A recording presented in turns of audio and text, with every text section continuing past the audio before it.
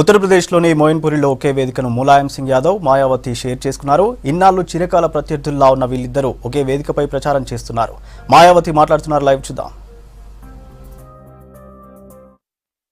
मोदी ने अपने आप को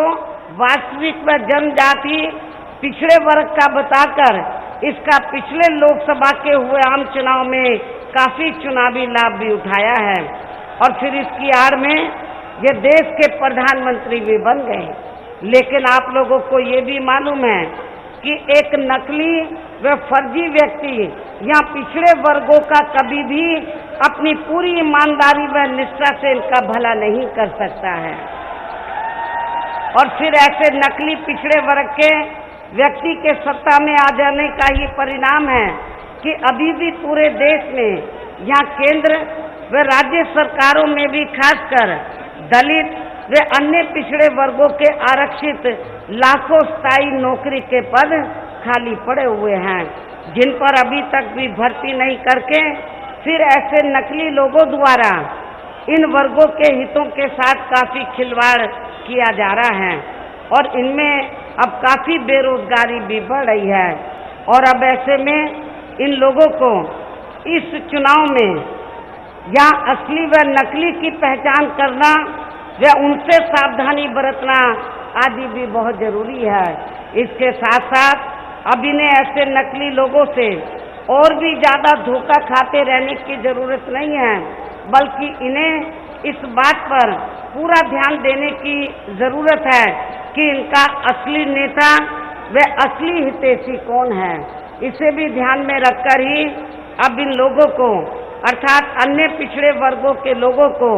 इस लोकसभा के आम चुनाव में यहाँ अपने गठबंधन को ही कामयाब बनाना है और यह खासकर पिछड़ों के असली व वास्तविक नेता श्री मुलायम सिंह यादव जी को ही फिर से इनको इस बार संसद में चुनकर जरूर भेजना है। जिनकी विरासत व मूवमेंट को अब इनके एकमात्र उत्तराधिकारी श्री अखिलेश यादव इसे अपनी पूरी ईमानदारी व निष्ठा से संभाले हुए हैं और निभा भी रहे हैं। लेकिन अब मैं आप लोगों का ध्यान इस चुनाव में अपने गठबंधन को कामयाब बनाने के लिए कुछ जरूरी बातों की तरफ दिलाना चाहती हूँ और इस संबंध में मैं आप लोगों को ये कहना चाहूँगी कि आज़ादी के बाद काफ़ी लंबे समय तक केंद्र में व देश के अधिकांश राज्यों में भी ज़्यादातर सत्ता यहाँ कांग्रेस पार्टी व इसके बाद बीजेपी तथा अन्य और पार्टियों के हाथों में ही केंद्रित रही है। किंतु यहाँ खास ध्यान देने की बात यह है कि कांग्रेस पार्टी के केंद्र में व अधिकतर राज्यों में भी लंबे अरसे तक रहे शासन काल में इनकी अधिकांश रही गलत नीतियों व गलत कार्य प्रणाली की वजह से ही फिर इस पार्टी को केंद्र व काफी राज्यों की भी सत्ता से बाहर होना पड़ा है। और अब वर्तमान में देश में लोकसभा के लिए हो रहे आम चुनाव में केंद्र में बीजेपी भी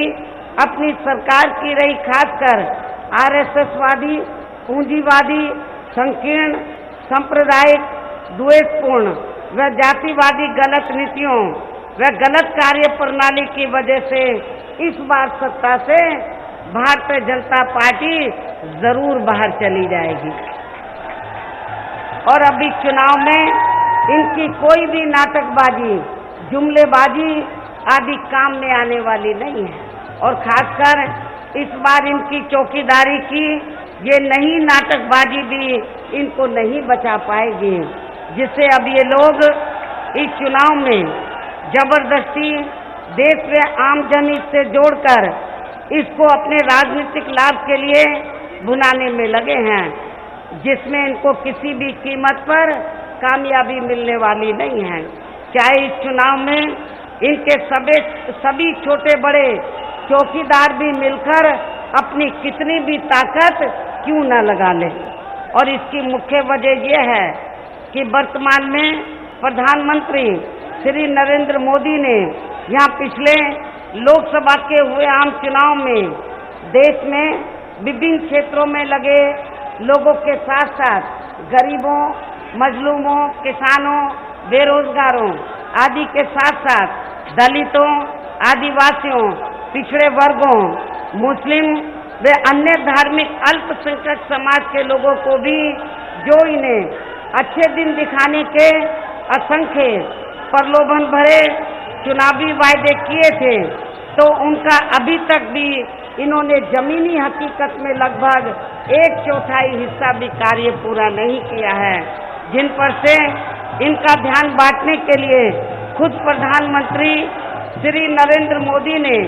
इन चुनावों के घोषित होने के कुछ दिन पहले से ही देश में पिछले हुए लोकसभा आम चुनाव की तरह ही फिर से यहाँ किस्म किस्म के हथकंडे इस्तेमाल करके इन लोगों को गुमराह करने का ही पूरा प्रयास किया है, जिसके तहत ही आप लोगों को मैं ये कहना चाहती हूँ। वैसे आप लोगों को ये मालूम है कि पिछले लोकसभा के आम चुनाव में तो भारतीय जनता पार्टी ने और उस समय प्रधानमंत्री उस समय